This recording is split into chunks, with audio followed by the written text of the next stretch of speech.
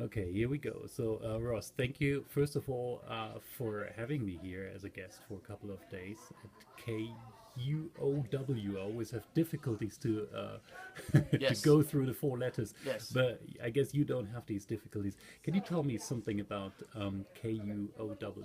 Well, I can tell you something about KUOW. UOW stands for University of Washington. The station went on the air in 1952. I know that because I was born in 1952.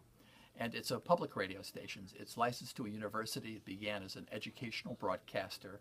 And then, with the rise of public radio and national public radio in the United States, a strong system based on providing news and information, it's evolved into a giant community resource. We have about 380,000 listeners each week to the station and strong financial support. We get very little funding from the University of Washington. We primarily get our funding from our listeners during on-air pledge drives when we ask them to call and support us. And that works. That People do works that. really well, surprisingly well. One of the challenges facing public radio is that our audience is aging and our audience is slightly on the decline. But when we go on the air, and we were very effective at appealing to that audience, and they're very generous in their contributions, we've got a budget of about $12 million a year.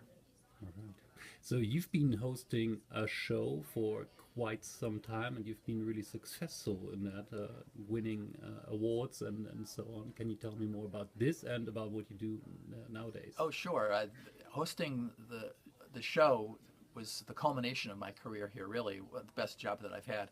Worked at three different radio stations. I've been a news director, I've been a reporter, I've done stories for the BBC and National Public Radio. I've been the program director at the radio station. I changed the format from news and classical to news and talk. So I've done a lot of different things. But the best job I ever had was hosting a daily talk show called The Conversation for 13 years. And we won several national awards. It was just a great way to engage the public. I enjoy reporting and I enjoy producing segments, but there's something about just talking to someone live on the radio and getting their impression that just was really stimulating and fun to do.